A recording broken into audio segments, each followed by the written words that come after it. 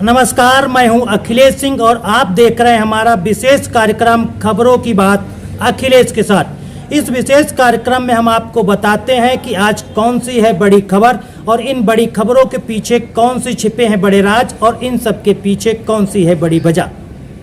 लखीमपुर खीरी की सबसे बड़ी खबर है और वो भी समाजवादी पार्टी को सबसे बड़ा झटके के तौर पर देश में देखी जा रही है। इतना ही नहीं, जो इंडिया गठबंधन बना है कांग्रेस की अगुवाई में, जिसमें सपा समेत तमाम पार्टियां शामिल हैं, उसमें भी एक विवाद के तौर पर देखा जा रहा है। जी हां, समाजवादी पार्टी के संस्थापक सदस्यों में एक रहे लखीमपुर खीरी से 3 बार सांसद रहे और उनके पिता भी लखीमपुर खीरी से 4 बार सांसद और इंदिरा गांधी की सरकार में मंत्री भी रहे। इतना ही नहीं, उनकी माता भी लखीमपुर खीरी से 3 बार सांसद रहीं। बिल्कुल आपने सही सुना, ये नाम है उनका रवि प्रकाश वर्मा। रवि प्रकाश वर्मा लखीमपुर खीरी से 3 बार सांसद रहे। इतना ही नहीं, उन्होंने एक से एक धुरंधर नेताओं को हराया। लखीमपुर खीरी से 2 बार सांसद रहे गेंदन लाल कनौजिया, उनको हराया। इसके बाद भाजपा के फायर ब्रांड नेता कहे जाने वाले विनय कटियार को भी रवि प्रकाश वर्मा ने लखीमपुर के लोकसभा चुनाव में हराया। इससे कहीं अधिक उनके पिता ने 4 बार कांग्रेस की टिकट पर लखीमपुर खीरी से लोकसभा का चुनाव लड़ा और 4 बार जीते। इतना ही नहीं, इंदिरा गांधी ने उनकी जीत से खुश होकर उनको अपनी सरकार में मंत्री भी बनाया था।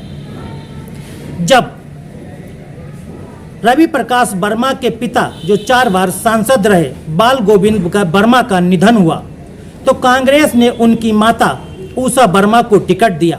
उषा वर्मा कांग्रेस की टिकट पर 3 बार लखीमपुर खीरी से सांसद चुनी गई।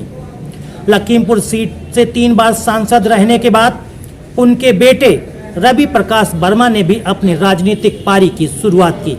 राजनीतिक पारी की शुरुआत उन्होंने कांग्रेस से की और वो कांग्रेस की टिकट पर गोला से विधानसभा का चुनाव, यानी पहले जो हैदराबाद लोक विधानसभा सीट जानी जाती थी, उससे वो विधानसभा चुनाव लड़े लेकिन हार गए और तीसरे नंबर पर रहे। इसके बाद उन्होंने समाजवादी पार्टी को ज्वाइन किया और समाजवादी पार्टी के टिकट पर चुनाव लड़े और वो लोकसभा चुनाव में जीते। इसके बाद उन्होंने समाजवादी पार्टी से लगातार 3 बार लखीमपुर से जीत दर्ज की। उसके बाद वो 2014 में भाजपा नेता और भाजपा की टिकट पर लोकसभा चुनाव लड़ने वाले अजय मिश्रा टेनी से हार गए। इसके अलावा 2004 में कांग्रेस से जफर अली नकवी के सामने भी रवि प्रकाश वर्मा हार गए।